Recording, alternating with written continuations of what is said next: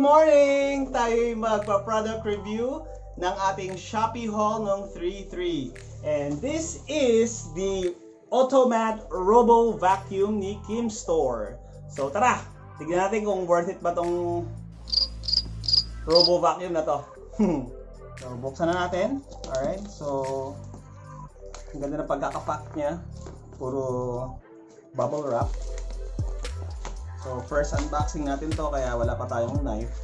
Kasi madalas yung mga nag-unbox nakakutsilyo yung mga sosyal. So tayo, scissors muna tayo. Dahil syempre, first ever unboxing and review. Ayan. So yun, ang ganda ng box, no? So, ito.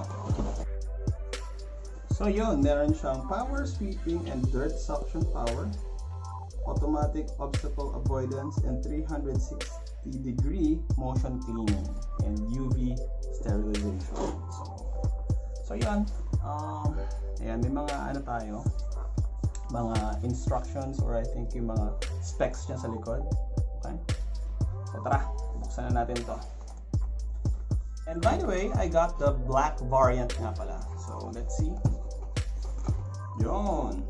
So, ito meron tayo. It comes with the user manual. Ayan. Okay. And, mamaya na yan. Hindi naman talaga tayo nagbabasa ng mga user manual eh. So, yun. Ay, ang ganda. So, ayun. So, mukhang walang charger. So, malaman natin. Magaan siya, magaan siya. And I think this is the charger. So, balang natin saglit.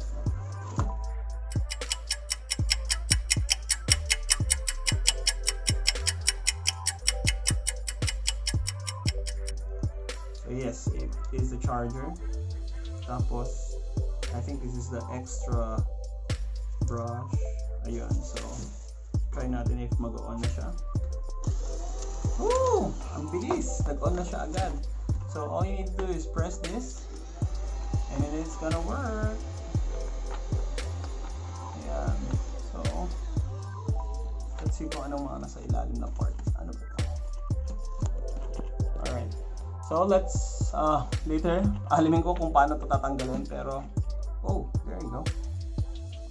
So ito yung gulong niya. So ito yung takip pala niya, and then para ito, hindi na siya mag-revolve and all. Ito yung gulong niya. Parang hindi siya naka-ano. Pero let's try it later kung paano. So ayan, check natin mamaya kung makakasagap pa talaga ng mga dirt to or dumi. And see, and I'll give you a final verdict or review kung maganda ba siya. Is it worth the buck? Worth the money ba siya? And all. So thank you. Alright, balik tayo. So ngayon, i-try na po natin na effective ba talaga si Robovac. So ayun.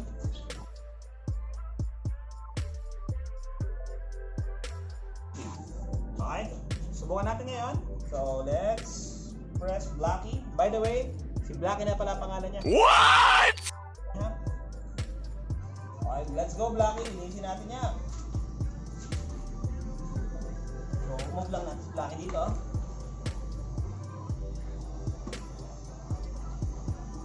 Mahilig talaga siya sumunod sa akin. Yan. Saktong sakto po tayo, Blacky. At there.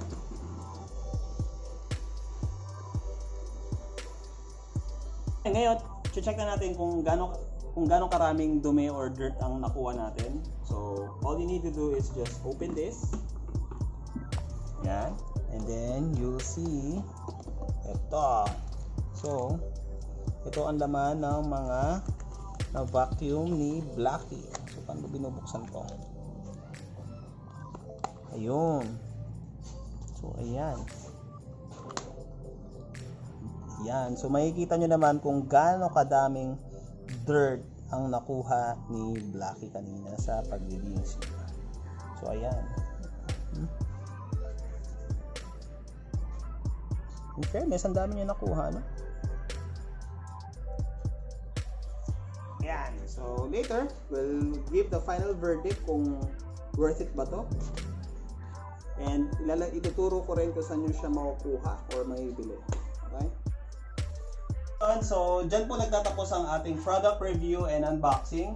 So, final judgment or well, for 1,000 or 888 since 330 ko siya nakuha.